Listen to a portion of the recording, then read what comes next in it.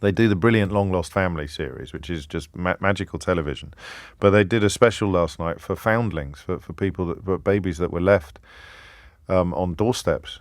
2 in particular, they told the stories of, and both of them kept talking about identity.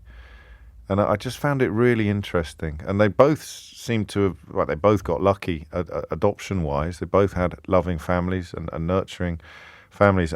The extra dimension, because I'm adopted, if you don't know, but the extra dimension of being a foundling seemed to really speak to their lack of a sense of identity. And that is something that sprang to mind actually while Sarah was talking, the importance it is.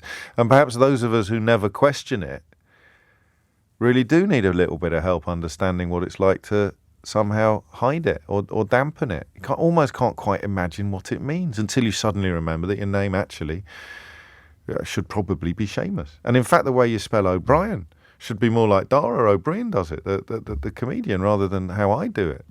And yet that kind of stuff never really occurs to you until conversations like this make you think about it. Samantha is in Brighton. Samantha, what would you like to say? Hi, James. Hello.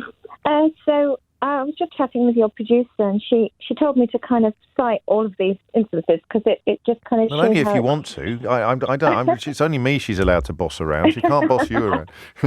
Well, I think it just shows the length of time, because actually a phrase that annoys me a bit is when people say, yeah, but it was accepted back then, yes, but it isn't now. And that annoys me because it upset me just as much growing up. Yes. And all that's happened is that the world has changed because of 2 people. One is George Floyd, and the other is the girl, God bless her, who videoed it. Yeah. Because up until then, we knew this was going on, but no one else did.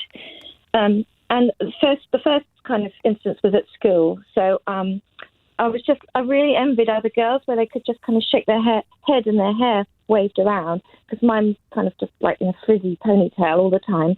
But my mum would occasionally, I'm mixed race, so I forgot to say. Right. My mum would put my hair in braids once in a while. And I remember going into school and the teacher, I was born and brought up in Surrey. Well, I was born in Westminster, but I was brought up in Surrey. And I now live in Brighton. But essentially, I was sent home because I had braids in my hair. They said it's inappropriate. When was this? I don't want to... In the 1970s. Because I can remember when I started here, I can remember phone-ins about why it was perfectly reasonable to expect people like you to obey school uniform rules and that you shouldn't be allowed to come to school with braids. And I remember thinking at the time, blimey, I think I might have woken up in the wrong era. That just sounds so silly. I know. So it was the 80s, sorry. Right, okay. It was in the 80s, early 80s. It was acceptable in the 80s, as the man sings. Yeah. Yeah. And then I went on and did drama at a theatre group, and I was never, ever getting the lead part, and it was always to do with my colour, even though I had the ability. So I remember there was like, Annie, get your gun, but she had to have lots of siblings, and they were all blonde, so they were like, they wouldn't cast me for that. And then there was Cabaret, and they said, I'm too dark to play Sally Bowles. Girl. Right, a Kit Kat. No, even just the background. So they put white makeup on me. Good grief. To make me whiter. I know. And then one day the makeup woman said, I don't like doing this. She said, do you mind if I don't? And I said, no, I don't want to have it on either. Oh. So that happened. And then there was one part where it was called Showboat. Yeah. And there was a leading part who played a mixed race person. It was Ava Gardner in the film that played it. Yes. And everyone said, oh, this is your chance, actually, at last. And then guess what happened? They said, you're too mixed race to be a mixed race person, because it had to be a shock that the parent was black. Right. So I didn't get that I see. part. God, yeah, of course. Yeah. This is stuff that's been done to you, isn't it? Rather than stuff you've done yourself to, quotes, fit in, end quotes. But it's a beautiful, for want of a better word, a powerful illustration of why people might do those things. And if you had control, I mean, wearing white makeup, I mean, apart from anything else, it displays profound ignorance of what the Weimar Republic was like in 1930s Germany that Christopher Isherwood was writing about in Cabaret. But that's probably not the point you want me to make today. But I've had it at work as well, where I wanted my sister to be, in a brochure, and they said she's got the wrong look. Gosh. I worked in telly, and I was, the presenter is now dead. Right. but we were not, me and the other mixed race person in this big TV company, Yes. were not allowed in their office because Whoa. they didn't like people of my colour. Are you serious? Yeah, and the producer just said, sorry, that's just the way he is. Because it is a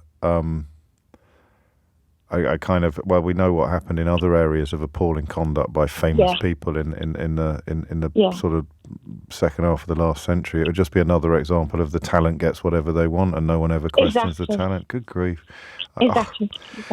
I really want to know who it is now. Don't say anything on air, but if you do want to tell the producer off air who it is, would you mind? Stay on the line.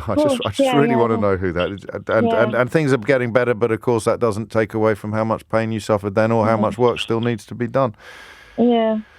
They were self-confessed. They were in like the BNP. Thank you for the call. I can see that catalogue probably wasn't even ended, even though you've taken me right up to 11:46. And that line there, right at the beginning of Samantha's call, about the idea that because it was acceptable then you should somehow not complain about it, of course, applies just as much to kids being sent home from school for having braids as it does right through to slavery. The idea that it was okay then. I always, again, reach for Nazi Germany with that, because it was perfectly acceptable to persecute Jews in Nazi Germany, so why on earth would we sit in moral judgment of what they were doing? Which is the same logic as saying that conversations about slavery or demands for some sort of restitution regarding slavery are redundant, and we should all move on because values were different then. And it is just stupid or evil. And I always lean towards thinking people are just being stupid because the people who are actually evil put so much effort into persuading them to be stupid. But maybe I'm a bit naive. It's 11:47. It's 10 to 12. You're listening to James O'Brien on Mystery Hour, or 10 to Mystery Hour on Mystery Hour. I've lost the ability of speech. I'm on LBC, but Mystery Hour is coming up. Have I got that right in the end? Yeah, thank you. Before that, more. I mean, stuff like this is just fascinating, but also really upsetting, isn't it? Or sad. Because, look, I'm a white bloke, as you probably know, and it never really occurred to me that people around me in my life will have been diluting or hiding their identity in order to fit in more. And it's not, as I would have presumed when I read the headline this morning, in the hope of avoiding explicit racism, which is, a real and present danger all the time. But it's actually to avoid much subtler forms of, I don't want to say discrimination, but that's probably the right word to use. It is as if you are an item of curiosity. You don't want to have things picked up on by others that are just part of who you are to you and yours, but an item of curiosity to everybody else, which is why hairstyles and even names will be changed. And I kind of knew it went on. It's a lovely bloke I know who when he introduced himself to me, he told me he's a tiny bit older than me. I hope I'm not doing him a disservice if he's listening. Might be, but to say he's the same age as me. And he said his name was Trevor, and I don't know why. I was just in the mood to say, is it really? Or something like that. And it wasn't actually his real name. It was just the name he'd used since school because his Sri Lankan name was harder to pronounce. And then what do you do if you want a real dose of white privilege? Are you patronising and being obnoxious if you then revert to using the original name rather than the adopted name? I don't know. But I do know it's important to have these conversations if we're trying to create a society in which people feel safer, happier, and as at home as I did growing up. Samila is in Nelson in Lancashire. Samila, what would you like to say? Well, first of all, thank you very much for taking my call. I'm a massive fan. I have your books. You're very well. It's not compulsory. I listen to you in small doses because I often find that I listen to your programs. They're very interesting. I have a teenage son. Right. I listen with him. We debate about what you've said. Oh, wow. Thank you. And then after a while, when things like this come up, I find it very upsetting and I have to go off a while and not listen to you. Okay. But today I feel, I was compelled to ring in. So my name is Smiler. It's very easy to say. You've said it properly. Good. And quite often people would say to me, what's that? Is that really your name? Is it? I'd be like, yeah. Can I call you Sam? And no, you can't. Right. practice it and say it properly. Yeah. But I'm very lucky because my dad gave me a lot of confidence, and my name, even within our Pakistani community, is very unique. Shamaila is a quite common name. Right. Samaila is not. Okay. So from a very little age, even within my own community, my own culture, I've had to correct people. Yes. And people have had the same reaction. And they always ask, oh, really? Where does it come from? And then it goes into what does it mean? And it's lovely. My son's middle name is Zachariah. His first name is quite easy to pronounce. Yeah. But when we name our children now, I've got 2 nieces under the age of 1, and we've recently had conversations about naming the children. Yeah.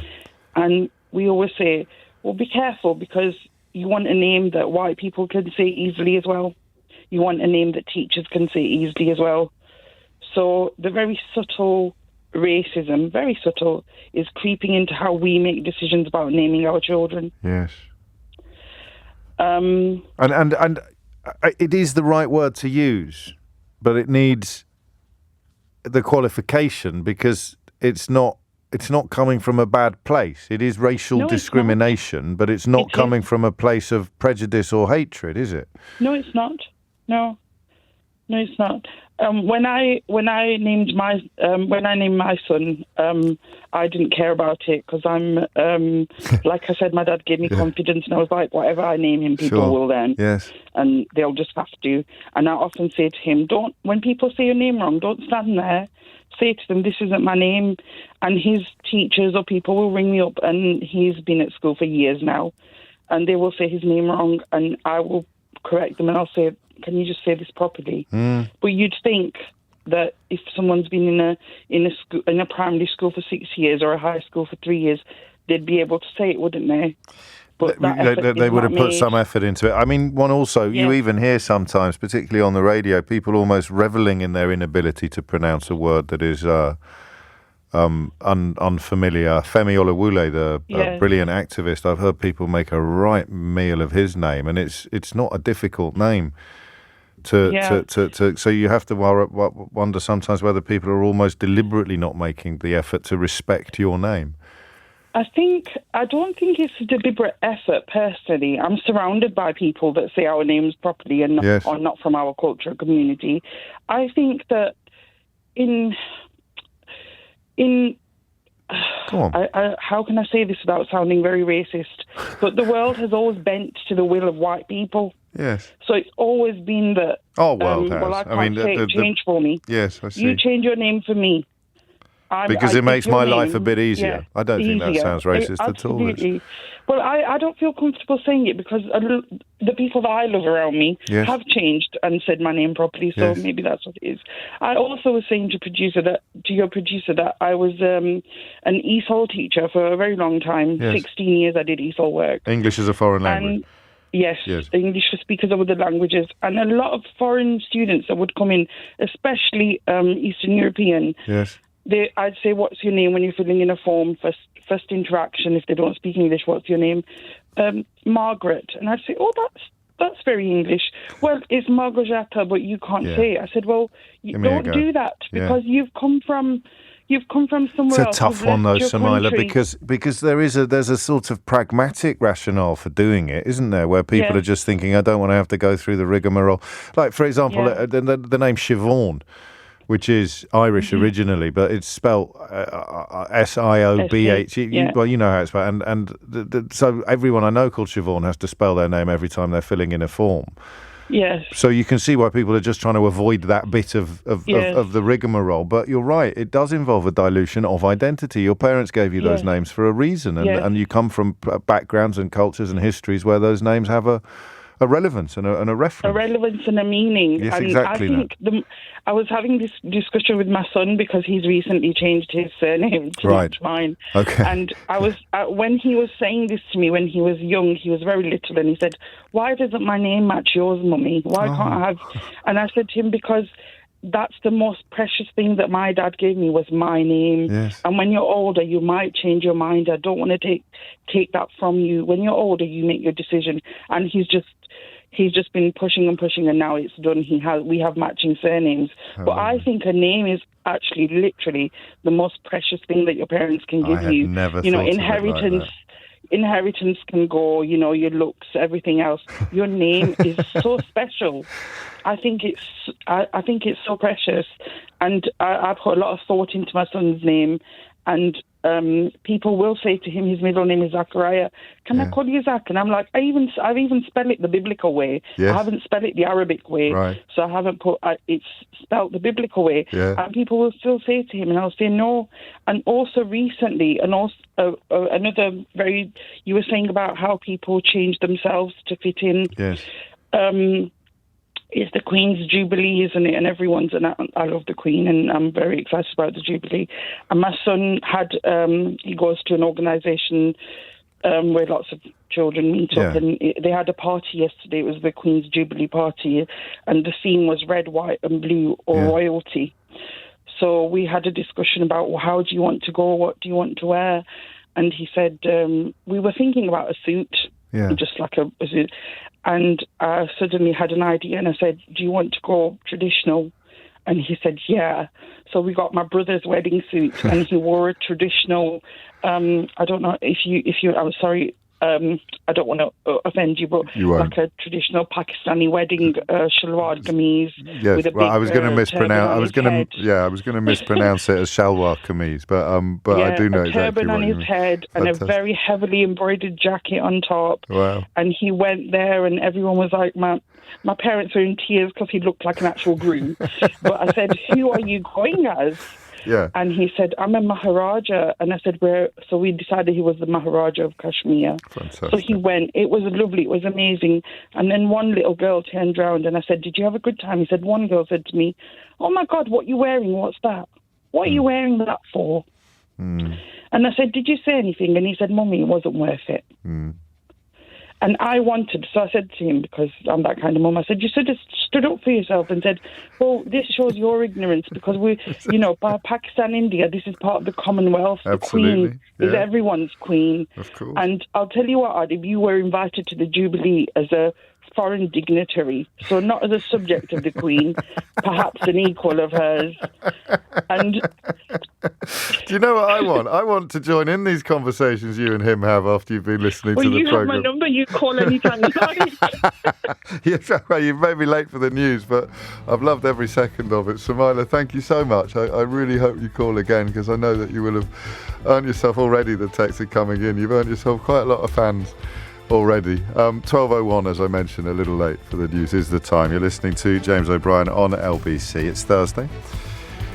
It's 12 noon, or give or take, which means it's Mystery Hour, your weekly opportunity to achieve the sort of satisfaction not ordinarily available anywhere else on your radio dial. So massive apologies to everybody still waiting to talk. I've lost it now, completely.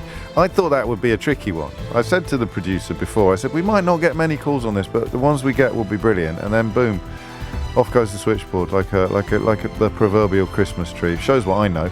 I'm fairly confident, however, that Mystery Hour will be as popular as ever, so get in early. On your radio, on Global Player, and Play LBC. Leading Britain's conversation. This is LBC. From Global's newsroom, an energy bill discount of up to £400 could be among the measures outlined by the Chancellor this lunchtime. Rishi Sunak's package of support to help with the rising cost of living is expected to be funded by a windfall tax on big oil and gas companies. Liberal Democrat leader Sir Ed Davey isn't optimistic. Though I think there'll be some money given to people, there ought to be today, I don't think it'll be anywhere near enough. This is a Chancellor and a Prime Minister who gives with one hand and takes far more back with the other. 3 Conservative MPs have demanded Boris Johnson's resignation for the first time following the publication of Sue Gray's report into COVID breaches inside Downing Street. David Simmons and John Barron have urged the Prime Minister to step down, adding their names alongside backbencher Julian Sturdy. Number 10's Chief of Staff, Stephen Barclay, has told LBC Mr Johnson has done enough to be allowed to move on. I think he was very humbled by the findings. That's why he went to the House of Commons to set out a detailed response to it. And as the report itself recognises, has made significant changes in the wake of that. A new permanent secretary, a new principal private secretary, a new director of communications and so forth. And that is recognised in the report, that there has been significant change in Downing Street since these events. The Foreign Secretary Liz Truss has accused Vladimir Putin of holding the world to ransom over food. The Russian president's demanded international sanctions on his country be lifted in return for allowing exports to resume through the Ukrainian port of Odessa. Ukraine is a major supplier of grain, and shortages have pushed up worldwide prices. The average number of migrants on board each boat crossing the Channel almost doubled in the first 3 months of this year compared to 2021. A Home Office report says the average increase from 18 to 32. The number of boats detected almost doubled as well. Applications to UK universities from international students are expected to rise by nearly 50% within 5 years. UCAS says admiration of the NHS and the English language were important to those considering studying here. In the city, a short time ago, the FTSE 100 was trading up 1 point at 75.23. The pound buys $1.26 and €1.17. The weather, rain moving slowly southeastwards across England and Wales. Staying bright and fairly warm, though, in parts of the south and in East Anglia. Sunny spells further north, but cooler and windy. Heavy showers across northern Scotland. A high of 21 Celsius. From Global's newsroom for LBC, I'm Holly Harris. If you or someone you know owned or leased a diesel vehicle between 2009 and 2020, you could be entitled to significant compensation.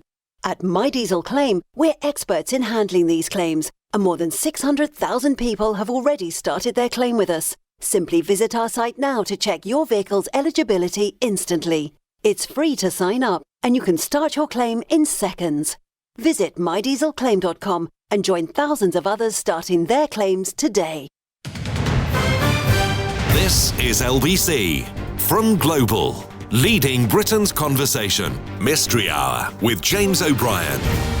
5 minutes after 12 is the time. I'm going to top and tail this hour with a quick nod back to the last hour. If you do, or you know people who are susceptible to the anti-woke claptrap that's so popular at the moment, that was a lovely hour to demonstrate there's nothing to be frightened about or angry about as we try to make the world a better place, and we talk to people with very different experiences and try to recognise that those experiences are as valuable and as important as the more common experiences that most of us have had. So thank you to all of the callers, culminating in the magnificent Samila at the end for making that such a fascinating hour of radio. And we will end Mystery Hour a little early this week as well, because I want Theo Usher to join us in order to tell us what is and perhaps what is not in the announcement that Rishi Sunak is due to make in about 25-30 minutes time with regard to the U-turn on the windfall tax and possibly on the grant that was a loan, but will now hopefully be a grant again. 6 minutes after 12 is the time. Mystery Hour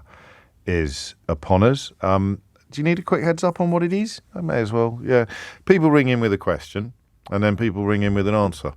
And if they get the correct answer, they get a round of applause. And if their qualifications for providing that correct answer are incredibly apposite, they get a Ray Liotta, which is the highest accolade you can receive on British radio. It means that if there's a question about toasters and you invented the toaster, then you will get a Ray Liotta. That's it, really. It's pretty chocker at the minute. So a little bit of quality control, no doubt. If you just judicious use of redial is my advice if you want to get through. And the best contribution of the week, or rather my favourite contribution of the week, which is entirely subjective, will receive a brand new edition of the Mystery Hour board game, which is available.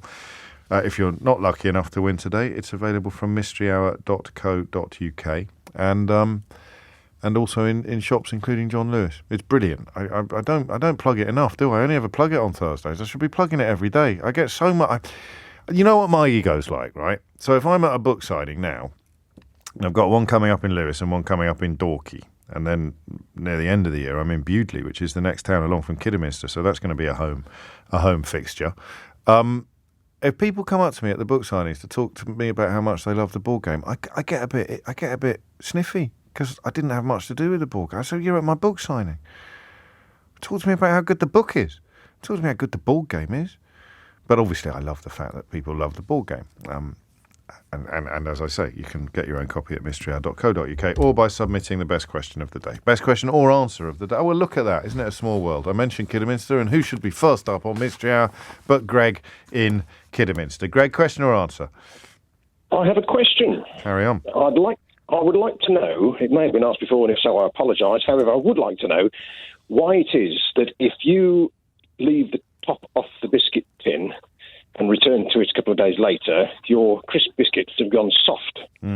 But if you play the same trick with a cupcake, for instance, it will have gone hard. Yes. So why is it that one goes soft and the other goes hard?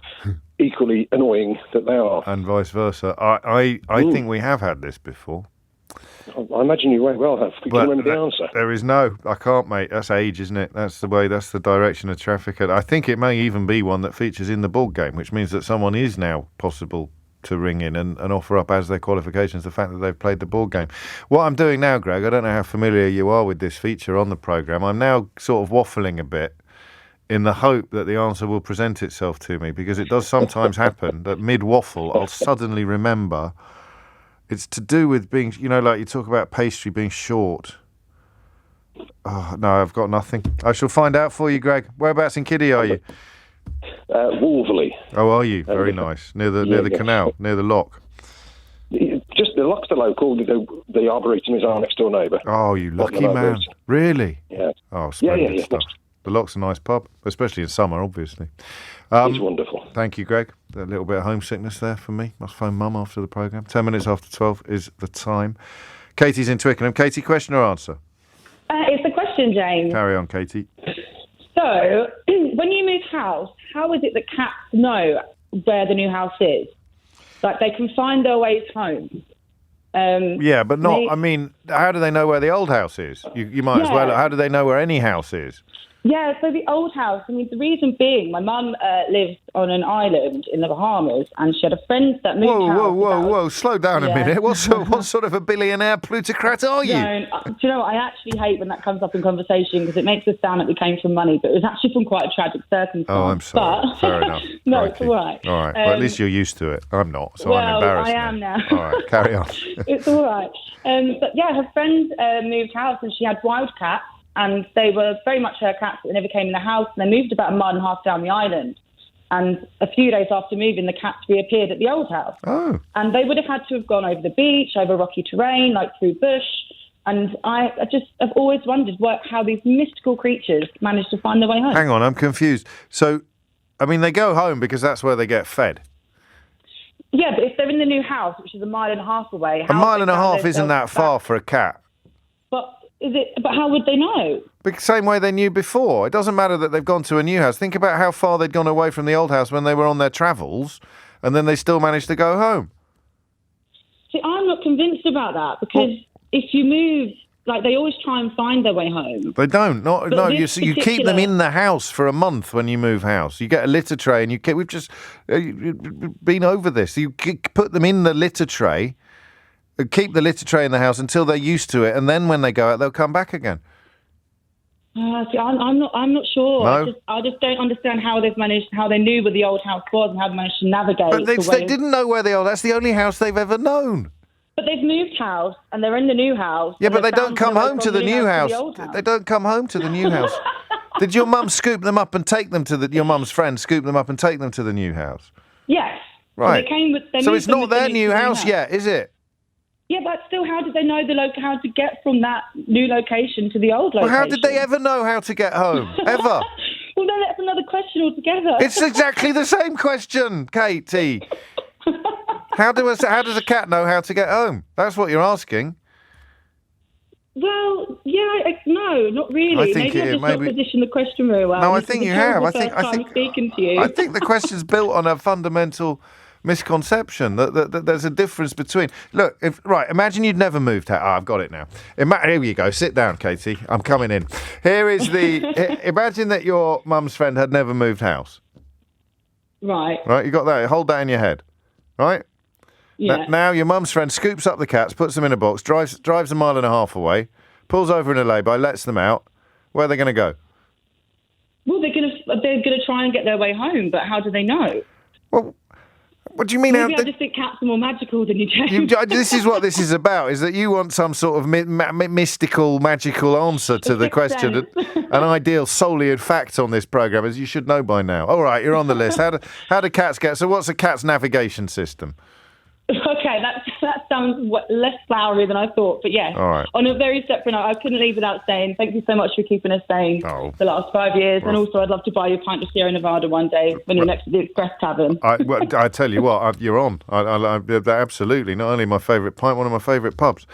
I do. I will take you up on that. Thank you. I always get a little bit embarrassed when people say lovely things like that. 14 minutes after 12 is the time.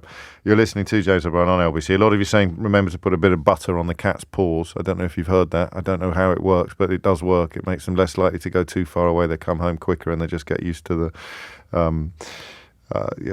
to the new home. Matt's in Reading. Matt, question or answer? Hello. Hello. Question, please. Carry on. Sorry, I was taken by surprise listening to the cats and buttering cats. I can imagine that's going to be quite tricky. Pinning them down. Go on. Sorry, this is I am phoning up about moles on your body, not moles under the ground. Brilliant timing. About 3 years ago, we were on holiday in Lyme Regis. We're going again next week, and my mum was sat there saying, "How come you're more moly than your brothers?" Yes. And I didn't know. And then I've noticed on my children, they are getting more moly as they get older. Oh, dear. So, well, not oh, dear. I mean, it's no biggie, is it? It's no biggie. But why? Why do some people have more moles than others? And where do they come from? It's melatonin. It must be. It's the stuff that makes you go brown in the sunshine, isn't it? It's just I imagine it's just deposited. I don't know why I'm trying to answer this question. I haven't got a clue. Well, you might get there. Moles. Where do moles come from? Where do moles come from on your skin? And the answer to that will probably entail the answer to the question of why do some of us have more than others? And do they grow as you get older? And well, you know they do. Hidden under the skin. You know that you get more as you get older, don't you? I think so. Yeah, my kids are. Yeah, well, also you. Have you not got more than you had when you were young? I must update the spreadsheet. It's been a while. Let me know. Let me know when you've done that. I've got to have to apologise now to Keith. Because when I was talking to Katie about cats and I said cat navigation system, he said something in my ear and he had that look on his face that generally conveys the belief that he said something truly hilarious. And I thought it was rubbish. I thought you said cat nap. So I said, what's a cat? And obviously, judging by the hundreds of people that have sent exactly the same joke into my inbox, what you actually said was cat nav. Cat nav, as in how do cats find their way home? It's a cat nav, which is a good joke and is funny and was worthy of your rather pleased. But yeah, well, no, hang on. I don't know if it was that worthy because hundreds of other people made exactly the same joke, including Andrew in Barnsley, who's at the top of my list. That means now Steve in Bath has got it as well. I'm not going to be able to read out any text between now and the end of the programme because so many of them are going to contain the word catnav. Elliot in Newcastle, that's just dropped in again. Catnavs, thousands of them. It's 12. Mystery Hour on LBC with James O'Brien. It is 19 minutes after 12. If you want to see Rishi Sunak's statement live, you can do so on the Global Player app. You can watch it as well as listen to it. And if you would rather listen to it than listen to Mystery Hour, then our sister station LBC News, I'm sure, will be carrying it at the moment as well.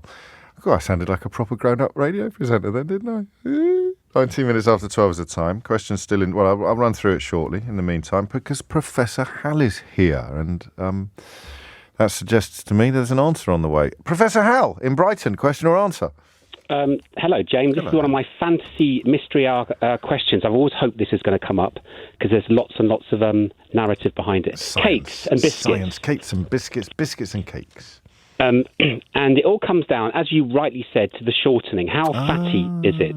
Because fat and oil and water doesn't mix. Fats and water don't mix. So the more fat you have, the more likely you are to repel water and not attract it. So cakes dry out, they lose water, but they don't suck it in from the environmental moisture. Biscuits, on the other hand, have lots more sugar and lots less fat in them, and therefore they will absorb water from the air around them and become quite soft. And why this is important is Jaffa cakes.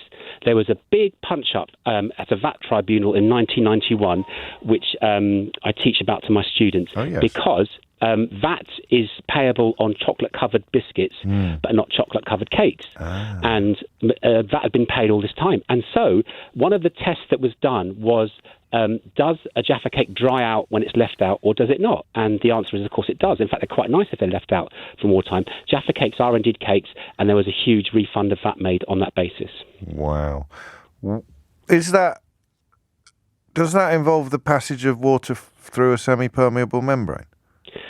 Oh, you mean osmosis? Yeah. No. Oh, no. There's no semi-permeable membrane. It just sucks it through the air. But if you really want to, we can talk about colloids and stuff. So we can give you either way. Next time. Another round of applause for Professor Hal. That was brilliant. How many people get that, do you think, Hal? The osmosis thing. I think it's so ongoing. It's part of the show. But I've got 1.4 million listeners now. I had about 8 when we started doing that, and then we forgot about it for years. So I don't know how. I love that. You should put a reminder out. I'm not going to. I'm not going to explain. I'm just going to create some mystique on the radio, mate.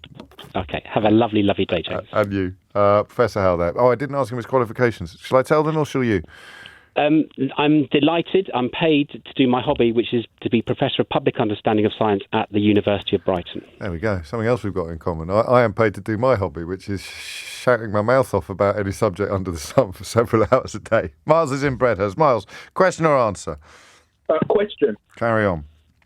Thank you for having me, James. You're very welcome. Yes. I've been waiting for years to ask this question and I haven't looked it up. What is... Go on.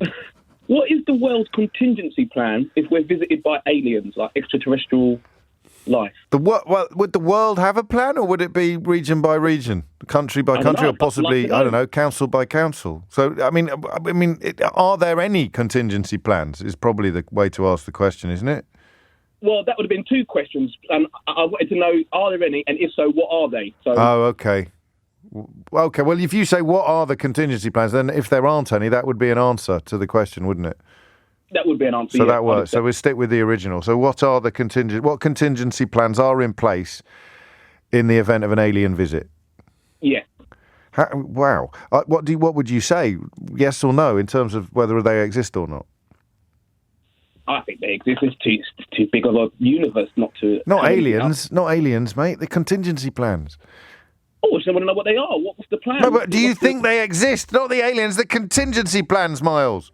Sorry, I do think they exist. Yeah. I'd like to know what they are. Well, same. I know you've raised it. It'd be funny if it was really like low, region by region, and quite small, like parish councils had different contingency plans. So you say, take me to your leader, and they take you to sort of Brian Blenkinsop, who's head of the local parish council, or they take you to the head of the local W. Take me to your leader. I don't know. I think that's quite amusing. Why do you keep saying moles that way? I think I'm missing an in-joke. You won't be the only one. I say moles in the way that the word holes is said on Hunky Dory album by David Bowie, but I appreciate doing it with holes is esoteric enough without extending it to moles and expecting anybody else to understand what is going on. 24 minutes after 12 is the time. Jake's in Croydon. Jake, question or answer? I've got a question, please, Jake. Carry on, Jake. So, why do bubbles not pop on mirrors? Pardon? I know, I was just as perplexed. Well, as in children's blowing bubbles, and then they hit a mirror, they don't pop? Yeah. What do they do? Last night, and they just bob off and then find somewhere else to go and pop themselves. Is this true? Does anyone reckon? Because. Oh dear. What? Really? What? All of them? I mean. Yeah, we did a fair test. We did a whole tube of them, and each bubble just bounced off and hit us or the couch. And then it would pop if it hit you, or is it? What about walls? Were they all right with walls? It might have something to do with the smoothness. It might be the smoothness of the mirror, Jake. You know. Because it's smoother than a wall, isn't it? A wall is going to be plastered and painted. It's going to have a texture on it, whereas a mirror... What about windows? Did you try windows? No, I didn't, actually. It's a good question. But it is, isn't it? I think they might have seen themselves and got a bit scared and jumped away. All right. I mean, working on the generous premise that what you're describing is scientifically sound, I will add to the question, why don't bubbles burst on mirrors? Yeah, thank you. No, thank you, Jake. We shall do our best to find out for you and yours. Jan's in Bratislava in Slovakia. Jan, question or answer? Hi, James. It's a question. Carry on. How did clapping become the most important way of showing appreciation for a performance? I was at Dua Lipa's gig in Vienna on Monday. Oh, yes. And I was clapping, and I was thinking, like, why do we clap to show we appreciate? No, I've ruined it for you now. Mystery Hour's ruined it. Your simple enjoyment of a Dua Lipa gig has been ruined by the thought of a funny thought entering your head and you thinking, I must ask Mystery Hour. I must ring you. That's right, yes. I love it. I've got some good news and some bad news for you. Go ahead. The good news is I will put your question on the board, as you would expect, because it's a very good question. The bad news is that you are, I think, according to the terms and conditions at lbc.co.uk, I don't think you're eligible to win the Mystery Hour board game by dint of not being in the United Kingdom. You can send it to a friend of mine and then pick it up from them. Thank you, Jack. 26 minutes after 12. We have the cleverest contributors, don't we, on this programme? This is getting ridiculous. Paul is also in Kidderminster. I wonder, Paul, do you reckon one day I might be able to do a whole show consisting entirely of contributors from Kidderminster? I think you probably could, actually. And how good would that show be? I mean, my goodness, my goodness. Question or answer? Question. Carry question. on. Yes. Okay, so you've got a frying pan. You put oil in the frying pan. If you left that frying pan, eventually it would spit and it would get hot and it would smoke. Yeah. But if you put a sausage in there and a piece of bacon, it doesn't set on fire. So how does the oil know that there's food in the pan? What? If you left it, you mean if you get an empty. No, I know. I understand all the words that you used, Paul. I don't need any. Yeah. I don't need. I'm just a bit confused about the question. So you've got a pan of fat, a pan of oil, and it's hot. You've got a pan of oil. And if you, but it will spit when you put a sausage in it. Still, it doesn't. Oh, it will spit. It'll spit. But you think that if it's got food in empty- it won't actually catch fire? Yeah. Ever? Yeah. I don't know about ever, but if you leave a pan on and you walk away for a couple of minutes, the kitchen's full of smoke and spitting, and there's, you need a wet. Oh, I see. So why? Well, isn't that just because the food lowers the temperature of the fat? You're putting in a sausage and a piece of bacon that's at the very least at room temperature, probably refrigerated, so it lowers the temperature of the fat for a while, quite a long while, long enough to cook it, because it's not going to be as hot as it was before until the sausage is as hot as the fat when the cooking is completed. So if you left it for 20 minutes, it would be just as bad as if you'd never put the food in the first place, wouldn't it? Maybe. I don't know how a sausage or a piece of bacon can lower the temperature of the fat unless it's got a lot of water content. By being less hot than the fat. Okay. It's like you getting into the bath, Paul.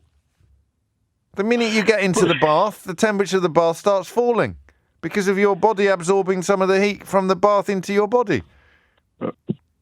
I'll get my coach, shall I, James? No, I don't know. Yeah. Listen, mate, it's quite often when I get on my high horse like this, I'm the one that ends up sounding stupid because the question is actually quite solid and I'm just too stupid to understand it. But I don't know that... I mean, a chip fan can catch... Let's pick a chip pan, yeah? A chip pan will catch fire whether it's got chips in it or not. It's just going to take longer to catch fire when it's got chips in it. From a standing start. Okay, yeah. So it's not that it won't catch fire. All right, here you go. What's the relationship between food? Well, no, if you leave a pan and it's got a sausage in it, does that mean it will never catch fire? Is that the question? No. Sort of. Not really. Not really, but no. I just think if you left an empty pan, the room would fill of smoke and it would start to catch fire eventually. Yeah, why would that happen less quickly if it had a sausage in it? That's right. That's pretty much it. I like it. Whereabouts in Kiddie are you? I'm in Wolverley too. How busy? Do you know? Was it Greg? Do you know Greg? I don't know Greg. No, but literally round the corner from him, I think. It's unbelievable. I'm near the Arboretum. Now, Mum goes to the little cafe in the old post office. Oh yeah, it's nice in there. I think they do nice soup and a sandwich or something like that, don't they? Or something like that. OAP special. Oh, very nice. Yeah, it is. I recommend it. They do actually. Yeah, no, it's lovely. That's by the Queen. By the Queen's Head pub, isn't it? Yes, exactly that. Yes, exactly that. Just in the square. Hard to park though. It is. But next time I'll come around yours. I'll find a spot in your drive. 12:30 is the time. Amelia Cox has the headlines. 33 minutes after 12, the U-turn is complete. We'll catch up with Theo Usherwood before the end of the programme today to go over further details. But I can tell you that 8 million low-income households are to get a one-off cost of living payment of £650 from July. It will come via the Department of Work and Pensions and is likely, according to Martin Lewis, to go to those on universal credit and legacy benefits. It will be automatic and be sent straight to bank accounts. Somewhat tragically, the first reply on Martin's account is, so if you work and your skin, you get nothing, and someone else has replied to that, as always. The number of people in work on universal credit should really have been drummed into people's heads when this government decided to reduce the the weekly payment, I think, by £20. Was it £20 a month or £20? Either way, when this government decided to reduce or remove the emergency payment that it had made during the pandemic, because it even took me by surprise, and I do this for a living. So if you're skint and you're in work, you're on universal credit. That looks good. At first glance, Theo, as I say, will bring some more details in a little later, but that looks to me like a good measure to address some of the epic problems that are growing. 6 million people who receive non-means tested disability benefits will get a £150 non-means tested benefit on top of the £650. And from autumn, 8 million pensioners who receive winter fuel payment will get an extra £300. In other words, when it starts getting colder, it's a one-off. I think we need to stress that. The calculation is that things will get better. If they don't, then we may well be back here again. So there it is. They voted against a windfall tax 9 days ago, and they have just introduced one today. Sunak's reason for saying they couldn't do it was because it would stop investment in the country by the big energy firms. So if you're lucky enough to bump into him later today, ask him what changed. 12:35 is the time. Lauren is in Ealing. Lauren, question or answer? Answer. Carry on. So with moles, the reason they come about is because your DNA in your skin gets mutated and it starts producing, like you said, the melanin. I said melatonin, but you're too. No, it's melanin. You were right. I was wrong, I think. Melatonin's for sleep. Yes, I know. You were too polite to correct me. I was wrong. I said melatonin. I meant melanin. Carry on. That's not because I'm polite. I forgot. Glad to hear. And that's the reason why you can get them more as you age, because when you age, your DNA naturally mutates anyway over time. That's part of the aging process. And the reason you can inherit them is because essentially, a bit like how you can inherit other skin conditions, you inherit some of those mutations that haven't quite become moles yet from your parents. And that's also why you get them more in the sun and get skin cancer, because the UV rays damage your DNA. Wow. Qualifications? So my qualifications is, firstly, I learned this in my biochemistry degree, but also I've got about 150 moles, so I had to learn it, and I've got so many moles that I had a nickname referring to being a Dalmatian when I was in school. Oh, wow, that is quite a lot. I mean, you've actually counted them, clearly, because the last fellow who asked the question, why did you have to count them? I've got about 50 on my arm, and I have to monitor them every year for skin cancer. To make sure that none of them are turning... turning dodgy. I've already had one out, and I'm only 29 now. I'll tell you what, that is... I mean, it's going to sound odd, this, but a question about moles answered by someone with 150 moles, I think that's Ray Liotta territory, don't you? No. What do you... Well, I mean, I think it is. How common is... Say yes. Yeah, well, you are, obviously. You know. But how can you give me... I mean, don't lie now just to get the accolade, but how common is your condition, do you think, roughly? And also the biochemistry degree plus the 150 plus moles. Yeah, I haven't met anyone with as many moles as me. Apart from my dad doesn't even have that many, but he does have a lot. I'm giving you a Ray Liotta. I'm Ray Liotta, and you're listening to James O'Brien on LBC. If you build it. If you build it.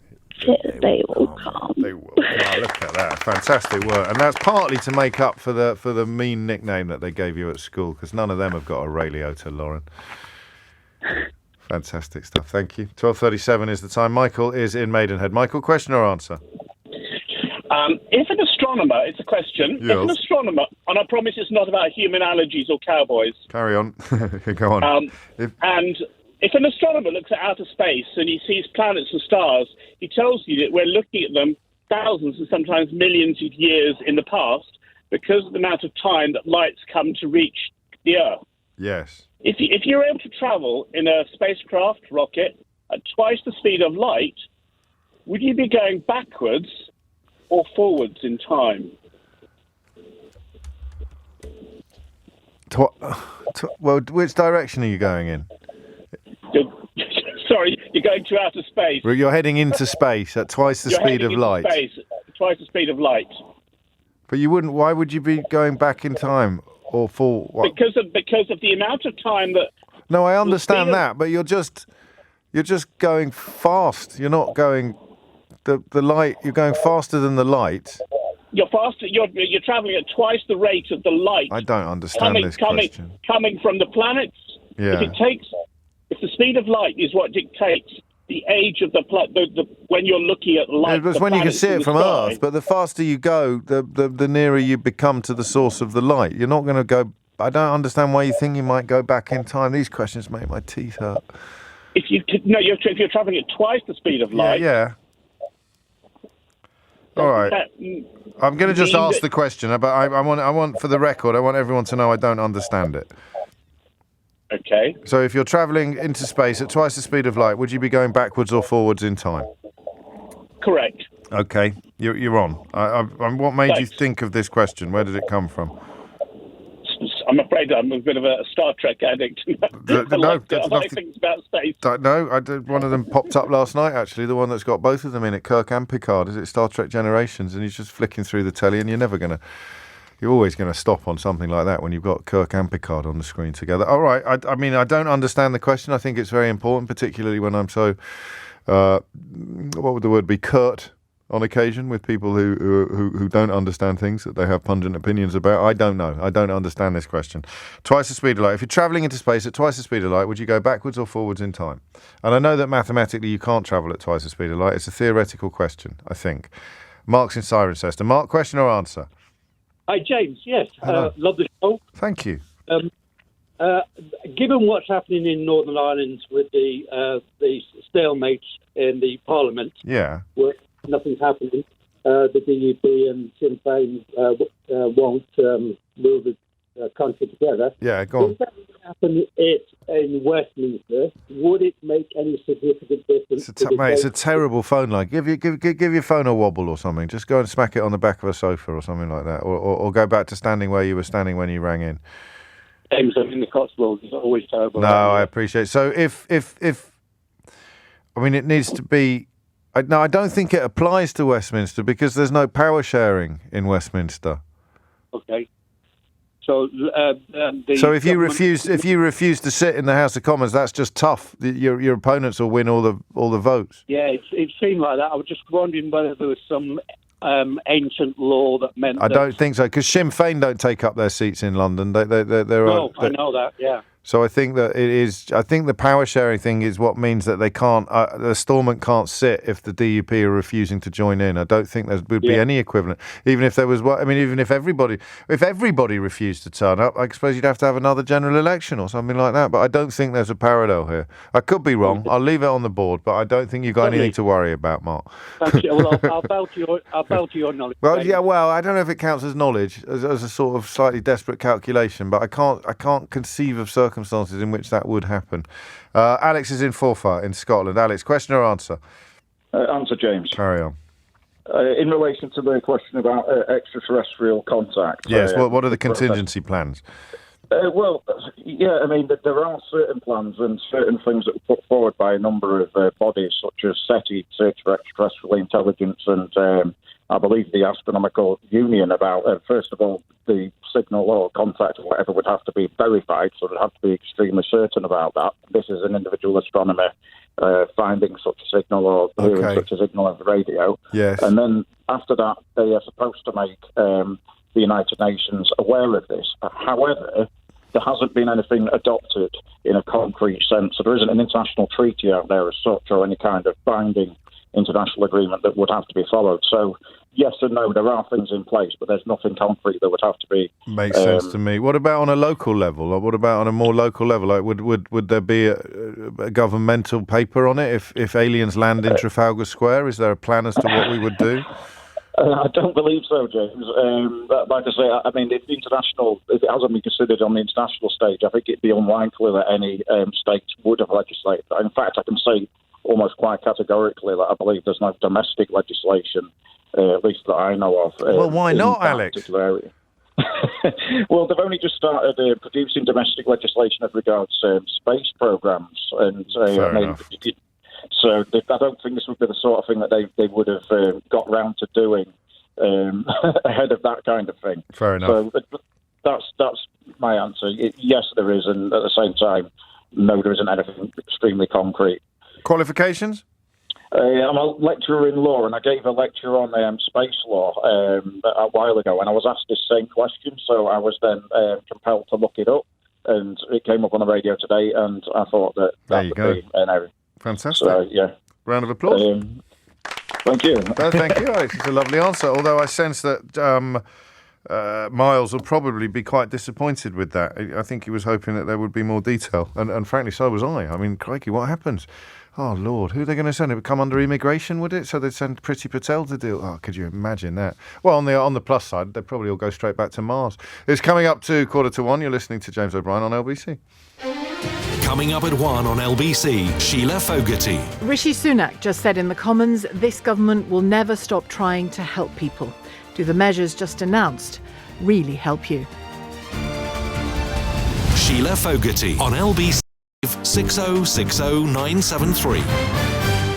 It is 12:48. We've done the biscuits. How do cats find their way home? And the answer is not cat nav. We've done the aliens. Why do bubbles not pop on mirrors?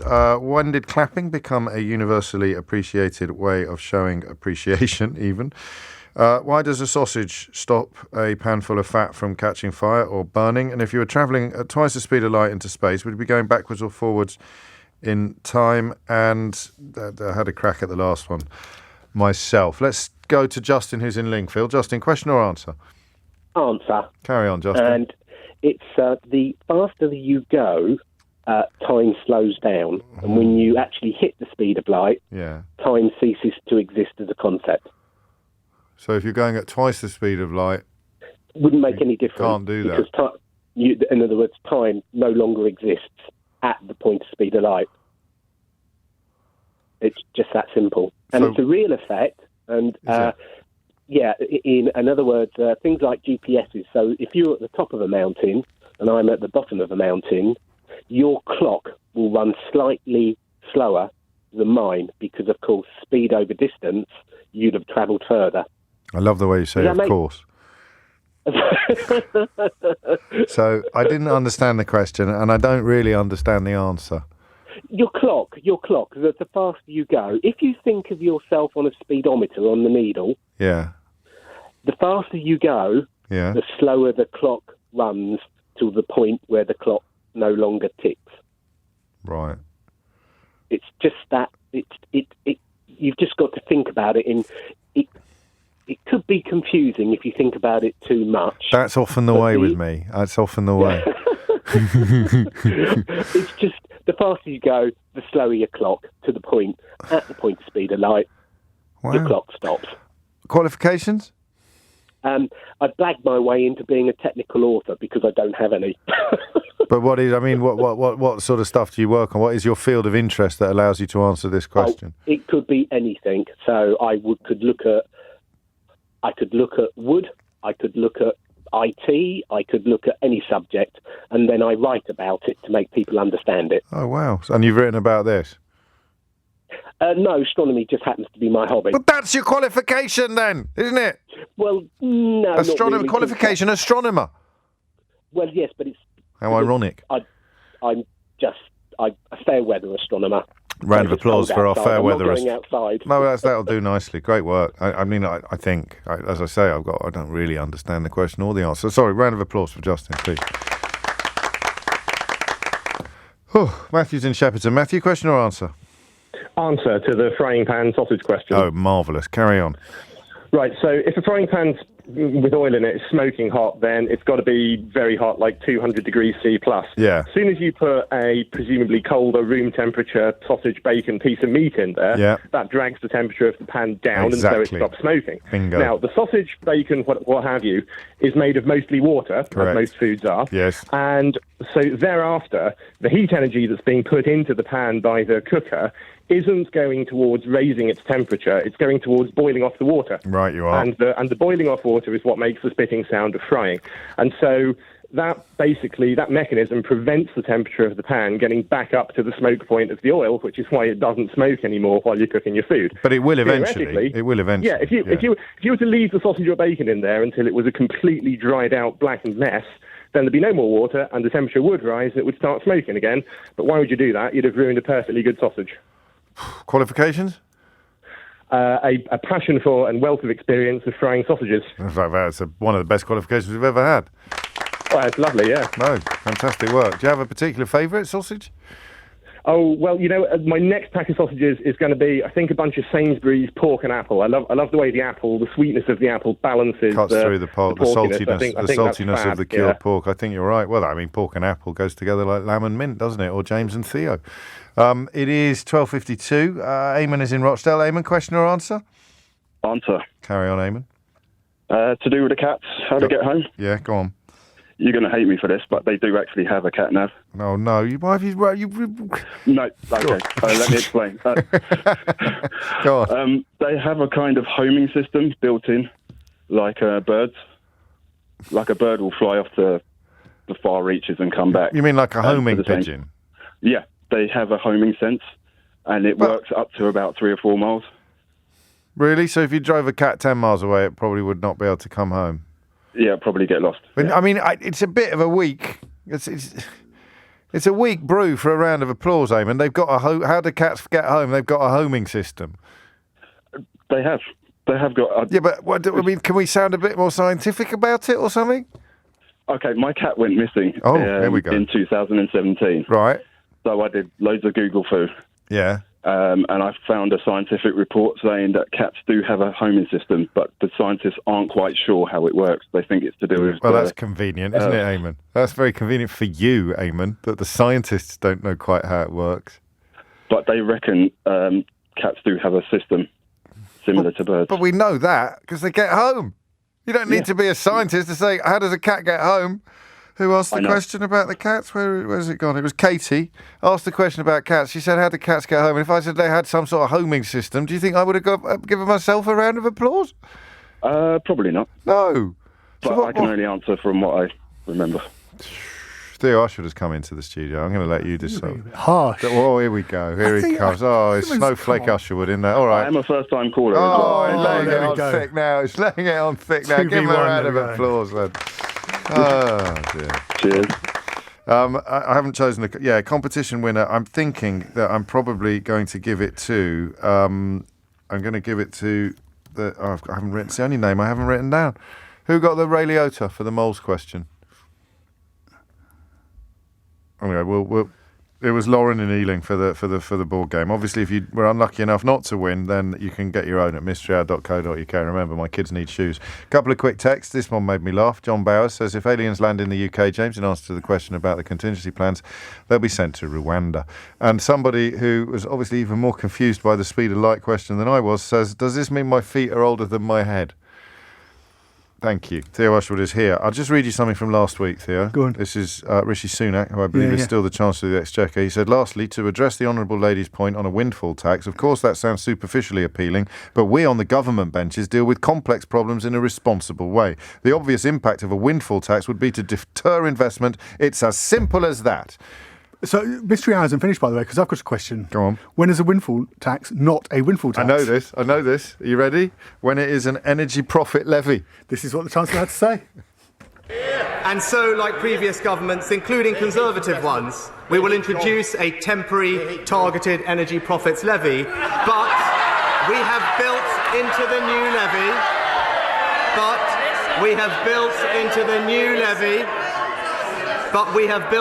new levy, a new investment allowance similar to the super deduction.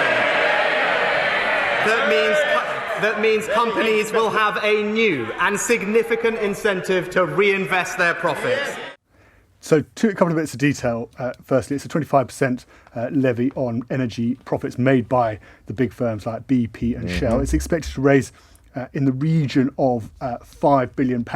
But as the Chancellor was just mentioning there's going to be an 80% deduction if those companies reinvest their profits, so they're not paying that money in tax, into new technologies like offshore wind, nuclear power, because of course the argument from the Chancellor and from the Prime Minister has always been that we don't want to impose taxes that deter investment by companies like BP and Shell, and therefore this is the argument from number 10 and number 11. That would mean that we wouldn't be able to be in a 10 years' time, completely independent in terms of our energy infrastructure. So if there was another crisis like what we're experiencing in Ukraine, then we would still see the same price spikes that we've seen. So that's an important bit of detail from number 11's point of view. Why didn't I get a round of applause for getting it correct? Thank you. I think. And what? No, you asked the question. Oh, I don't get around. You asked the question. You said, when is a windfall tax not a windfall tax? And I said, when it's an energy profit levy. So I got the round of applause. What's the money? Give people the details of the cash, and then Sheila will be going over this like a proper grown-up. So they're going to be spending, they're going to be providing a £650 one-off cost of living payment to 8 million households. And you remember that loan that wasn't a loan of £200. They're actually extending that to £400, and you're not going to have to pay it back.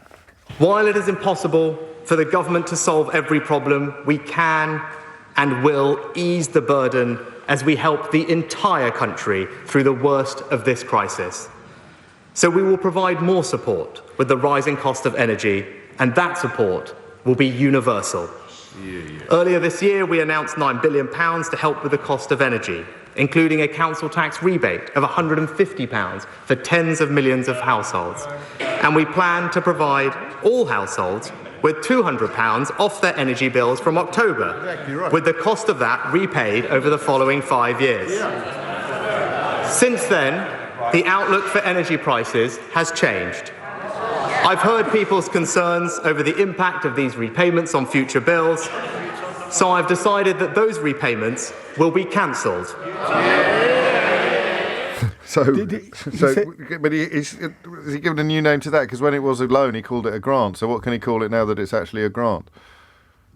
Calls it a grant still, just still doesn't change it. But what's interesting is he says the energy price the price outlook for energy has changed since March. Yeah, right. But of course, it hasn't changed since March. Of course it hasn't. Well, it certainly hasn't changed since last week when they couldn't have a windfall tax because that was not how we do things. It is as simple as that, he said in incredibly patronising tones to Rachel Reeves. The only thing, I mean, we knew in back in March the energy price cap was at significant risk of going up to £3,000 or in the region of £3,000 a year in October, and that happened last week when Jonathan Brearley, the chief executive of Ofgem, announced it. Actually, it was earlier this week. So the government is, of course, responding, and claims from Labour and the opposition parties is that this has been too slow. Do you want to know something funny? Sheila's here, so I won't take up much longer. Do you want to know something funny, Sheila? Especially after yesterday. Guess where I'm going tonight? Oh my gosh, you're going to a party at number 10 Downing Street? No, that'll be the day. I'm going to the massive Abbot party.